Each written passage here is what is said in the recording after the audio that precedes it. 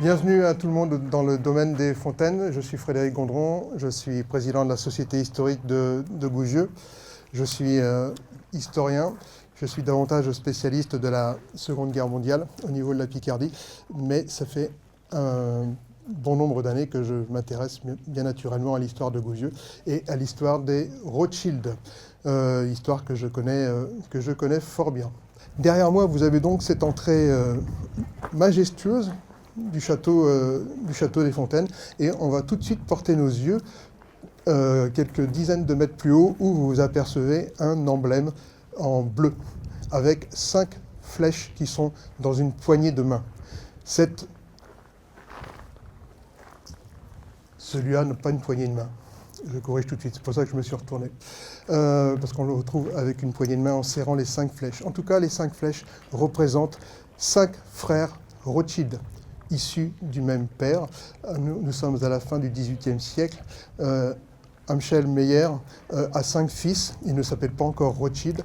Son nom, il va le transformer en Rothschild quelque temps après. Et il a 5 fils.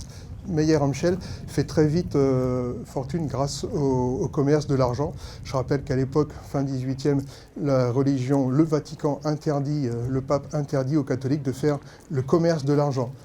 La future famille Rothschild s'est emparée, il n'y a pas que, s'est emparée de ce commerce à travers l'Europe.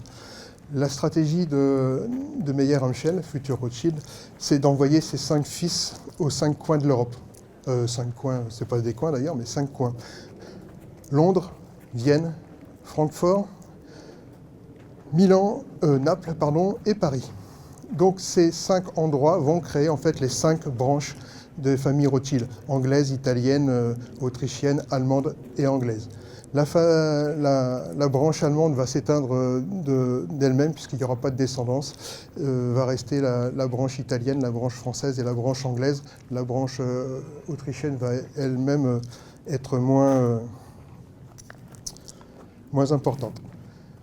Toujours est-il que ici nous sommes avec la branche anglaise et le baron James. Le baron James a déjà des affaires à Paris et il cherche un endroit où se poser. Et ses yeux vont se poser ici à Gouvieux. Alors pourquoi Gouvieux? Il cherche un endroit tranquille où malgré tout il y a de la nature. Ils sont friands malgré tout de la nature. Il y a plein de terrains, plein d'hectares où il peut racheter. Il rachète plusieurs hectares en lot, une quarantaine d'hectares dans un premier temps, et il va se constituer le domaine des Fontaines. Alors il va se constituer petit à petit au niveau des constructions, mais toujours est-il qu'en 1880 commence la construction du château des Fontaines. Le château sera achevé aux alentours de 1881-1882. Mais le baron James, qui s'était marié avec sa cousine, la cousine Thérèse, lui ne verra pas la fin de construction du château puisqu'il décède en 1881, juste avant la fin du château. Donc la baronne Thérèse, la baronne James de Rothschild, elle garde le nom intégral de son mari. La baronne James de Rothschild va vivre ici toute sa vie seule avec ses 2 enfants, mais sans mari, elle ne se remariera pas. Elle va vivre, somme toute, de façon heureuse, parce que malgré tout, il y a une énorme fortune derrière, mais pas si heureuse que ça, parce que sa vie va être assez morne ici. Il n'y a pas trop elle ne cherche pas non plus les mondanités, etc. Alors elle va recevoir du monde au château, mais elle évite les mondanités de la bourgeoisie ou de la noblesse, et elle est plutôt une femme à accueillir des gens lettrés, des gens de la culture, des amateurs de livres, des amateurs de collections, mais pas trop les mondanités. Par contre, ce qu'elle aime par-dessus tout, c'est son domaine qu'elle va embellir, et elle aime bien aussi, comme toutes les mamans, ses 2 enfants, Jeanne et Henri. Malgré tout, elle va un peu trop les couvrir, ce qui fait que Henri ne sera pas spécialement satisfait de l'éducation. Il a écrit un livre, pas qu'un seul, mais dans lequel il a déploré un peu cette éducation beaucoup trop sévère.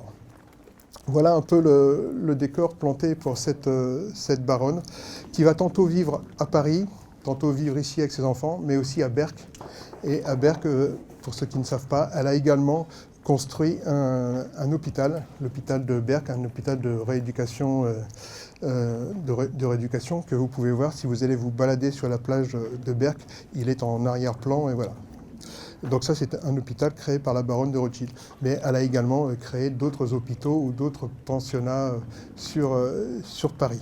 Voilà, une femme très généreuse. J'aime bien le dire, elle a fait le bien à Gouvieux, pas seulement à Berck, à Paris, mais ici à Gouvieux, elle a fait profiter la population finalement de sa richesse. Elle a employé bon nombre de godeviciens, voire des cantiliens, ici au château, parce que ça nécessite un nombre de jardiniers assez conséquent, de femmes d'intérieur, de cuisiniers, de personnel d'entretien, des chauffeurs, des hommes d'écurie, parce qu'il y avait encore des chevaux à l'époque, même si on a les premières voitures aussi. Dans le domaine, dans le fond du domaine, après les étangs, il y a encore les écuries qui ne se visitent pas parce qu'elles ne sont pas en état, mais donc il y a tout un tas de personnel. La baronne aimait aussi partager avec les godeviciens quand ils avaient besoin.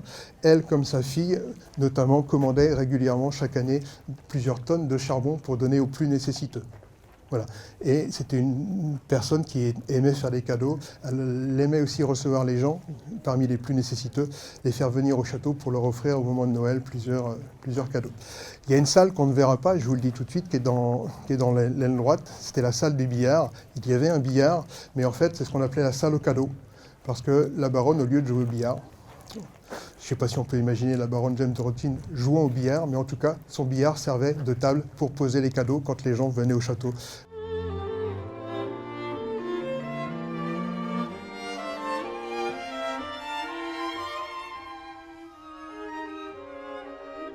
Il y a des gens qui sont juste derrière moi, qui sont dans une salle,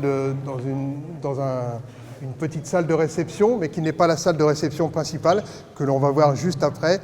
Mais ici, vous êtes là pour admirer franchement cette entrée magistrale. L'escalier est classé. Il est classé au monument. Donc l'aile où on ne va pas visiter, la salle de billard est par là. Il y avait d'autres salles de réception, comme celle-ci, et une salle de billard au fond qu'on appelle aussi la salle du portrait, parce qu'il y a un portrait du duc de je ne sais plus qui. Colette me fait les gros yeux, je ne sais plus qui, et c'est supposé être peut-être un Rubens ou la copie d'un Rubens. Si le tableau est là depuis fort longtemps, je pense que c'est essentiellement, la copie du Rubens et non pas le Rubens originel qui serait juste comme ça. Les boiseries ne sont pas d'époque. Le château a été complètement déboisé. Voilà. Une partie des boiseries a d'ailleurs été ensuite ramenée à la Bibliothèque nationale de France et remis dans la salle où est entreposée la collection des livres de Henri de Rothschild, le fils de la baronne.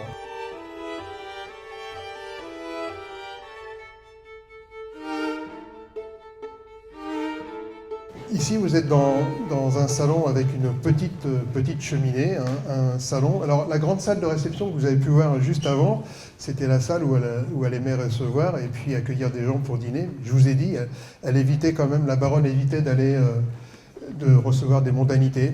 Elle reçoit le duc d'Aumale, quelquefois, duc d'Aumale qui habite au château de Chantilly. Elle va également de temps en temps au château de Chantilly. Ils ont des échanges beaucoup plus épistolaires que réels. Elle entretient de nombreux échanges épistolaires avec bon nombre de personnes de son milieu, mais beaucoup d'échanges aussi, je vous l'ai dit tout à l'heure, avec des lettrés. Donc elle invite des gens plutôt de la culture ici, plutôt que des mondanités. Elle fuyait franchement les mondanités. L'avantage de ce salon, de ce grand salon de réception, c'est que quand on ouvre les fenêtres et quand on sort, on est sur la terrasse. Et quand on est sur la terrasse, si vous ne l'avez pas encore vu, il y a le parc derrière avec l'étang. Voilà. Ici, par contre, un autre salon dans lequel on ne peut pas rentrer, mais vous ne pourrez éviter de jeter un coup d'œil à la magistrale cheminée qui est à l'intérieur. Ne partez pas sans jeter un coup d'œil à cette cheminée. Et puis derrière vous, vous avez deux autres des portes, mais vous avez ici également, qui sont décorées. Par contre, les boiseries sont les rares boiseries qui peuvent rester, même si elles ont été restaurées. Et vous voyez quelques décors de chasse, notamment sur les portes arrière. Voilà, c'est une des rares pièces où il y a eu quelque chose de sauvegardé. Voilà. Et notamment, quand même, malgré tout, la cheminée.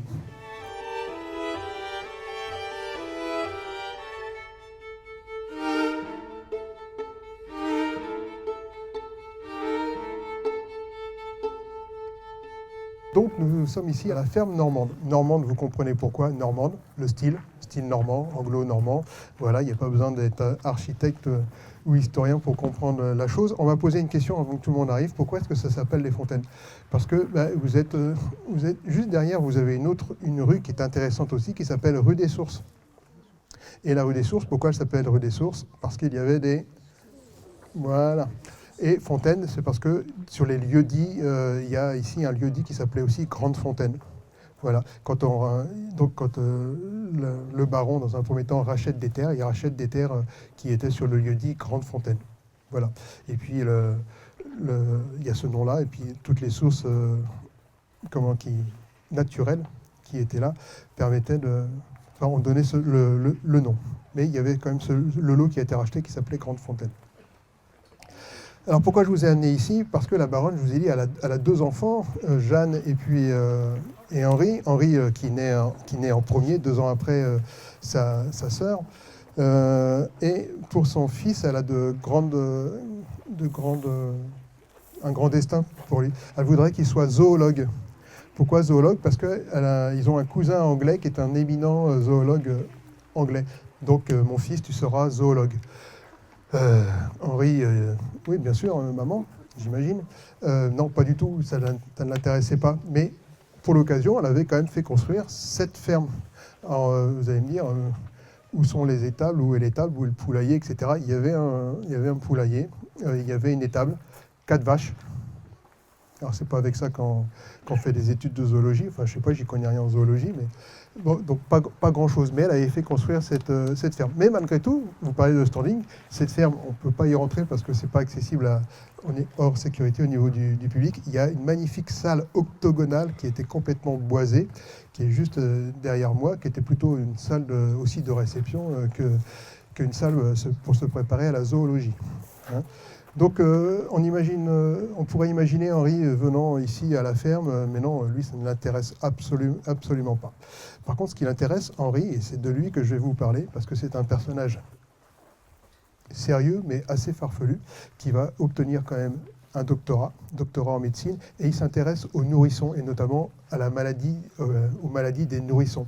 Et puis par travaux annexes, ensuite, il va s'intéresser aussi en fait, à la nourriture des bébés, des nourrissons, et au lait notamment. Et donc, il va s'intéresser à la pasteurisation du lait. Voilà. À chaque fois, en fait, il prend un fil, il l'ouvre, et puis il se découvre une nouvelle passion.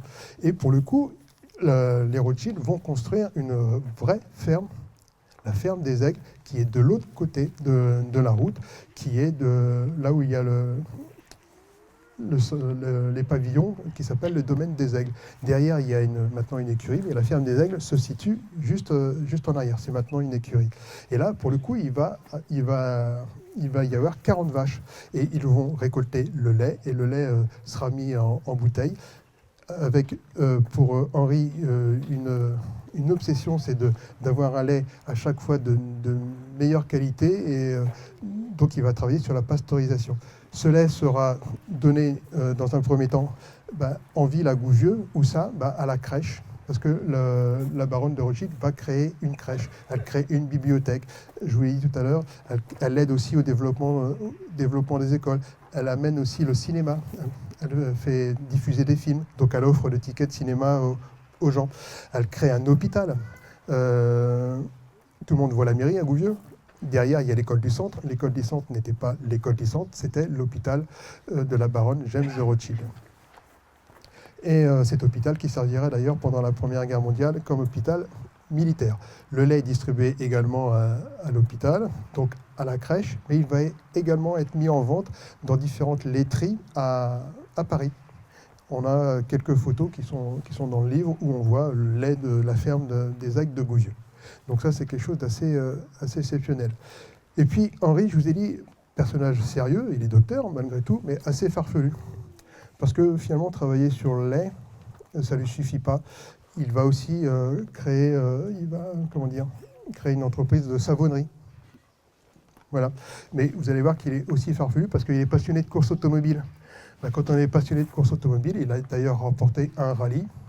Après, il a été plus ou moins 10e ou dernier d'autres rallyes, certainement. Ce n'était pas non plus un spécialiste. Mais comme il adorait la voiture, qu'est-ce qu'il va faire? il va construire sa propre voiture. Il va créer avec un collègue, ils vont créer une marque de voiture. Cette marque de voiture, c'est la marque unique qui sera, après, il revendra ses parts un peu plus tard, après la création, à son collègue, et cette marque sera rachetée ensuite par Simca. Donc voilà, il adore le théâtre. Qu'est-ce qu'il fait? Il écrit des pièces de théâtre. Il était marié, il s'est marié avec Mathilde, mais il n'est pas spécialement non plus très accroché à Mathilde parce qu'il a une maîtresse. Cette maîtresse, c'est une actrice de théâtre. Donc il écrit des pièces de théâtre. Il est amant avec une grande actrice de théâtre. Qu'est-ce qu'il fait? Il construit un théâtre. Et quel théâtre? Pas n'importe lequel. Le théâtre Pigalle à Paris, qui n'existe plus aujourd'hui, mais qui fut en son temps un théâtre fort couru par la population parisienne et puis le monde des soirées à Paris. Donc voilà, c'est un touche-à-tout. Que vous dire encore de Henri, parce qu'il a un parcours vraiment exceptionnel. Il a aidé Marie Curie dans le développement de son activité par rapport à tout ce qu'est la radiologie, etc. Il a fait partie de ceux qui l'ont aidé à développer les études sur le radium. Il a acheté du radium. Il n'a pas été le seul, mais il a fait partie de ceux qui ont acheté du radium pour fournir à Marie Curie. Donc voilà, vous voyez l'étendue, on passe du lait au théâtre, à la construction de voitures, à la participation de l'Institut Marie, enfin ça ne s'appelait pas comme ça, Marie Curie à l'époque. Il crée lui aussi un hôpital à Paris, le premier hôpital Rothschild à Paris, c'est lui qui le met en place, au départ destiné à la population israélite, et puis après qui sera ouvert au fur et à mesure à d'autres populations. Jeanne, elle, entre-temps, s'est mariée avec le baron Léonino, mais finalement, elle se marie en 1896. Son mariage ne dure pas longtemps, elle se sépare au bout de 4 ans. Difficile pour ces personnes nobles et bourgeoises de ces familles de se séparer, donc elle ne divorce pas.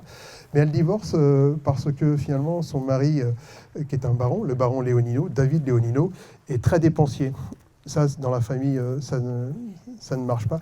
Mais il y a une autre raison, surtout pour laquelle elle se sépare, c'est que son mari est très volage. Voilà, donc ça, elle ne lui pardonne pas. Voilà, on ne fait pas ça dans la famille. Donc elle revient, ils habitaient à Paris, elle revient sur Gouvieux pour être avec sa mère, et puis finalement sa mère lui offre un lot de terrain qu'elle avait acheté sur le mont de Pau, en haut du mont de Pau, où elle fera construire le château du Mont-Villingey. Ces deux femmes vont consacrer, je vous l'ai dit, leur temps à Gouvieux à s'occuper des gens qui étaient nécessiteux, s'occuper de l'hôpital militaire. Et puis, elle ne vivra pas spécialement heureuse parce que seule, l'argent ne fait pas tout finalement. Et elle décède assez tôt, à 55 ans, presque, j'ai envie de dire, seule. Il y avait sa mère, mais presque seule. La baronne, en 1929, la baronne James de Rothschild, qui depuis quelques années devient sourde, selon l'expression qu'on emploie, mais vraiment sourde comme un pot, pour le coup, elle aussi va tomber malade et va mourir 2 ans après, en 1931.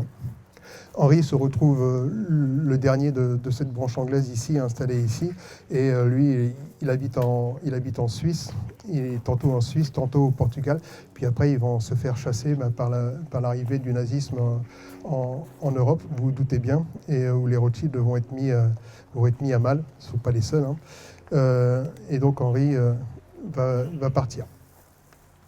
Les domaines sont toujours en possession des Rothschild jusqu'à la guerre. Et après la guerre, Henri décide de vendre les domaines. Le domaine des Fontaines est vendu à des jésuites. Je dis bien vendu, il n'a pas été cédé.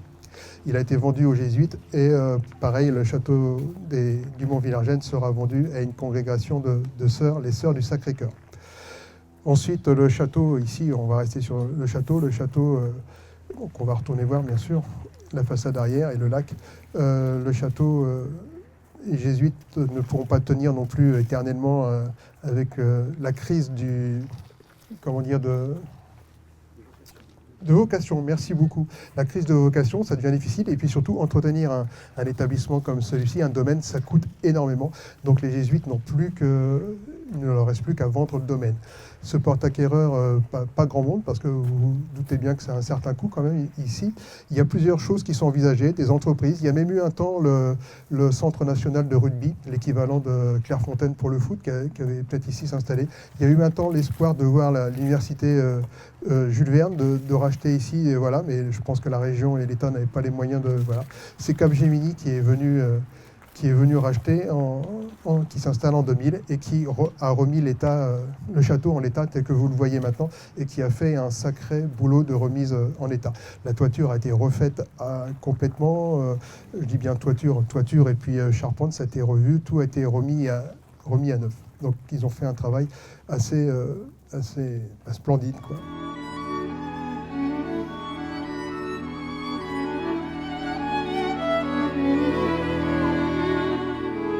Juste vous tournez vers le château, vous voyez l'emblème à nouveau des 5 frères, les 5 branches, les 5 flèches, et vous voyez une pièce avec une fenêtre double, avec un balcon orienté vers les jardins, vers le parc et vers l'étang. Il n'y a aucun mal pour se dire que cette pièce, c'était la chambre de la baronne. Voilà.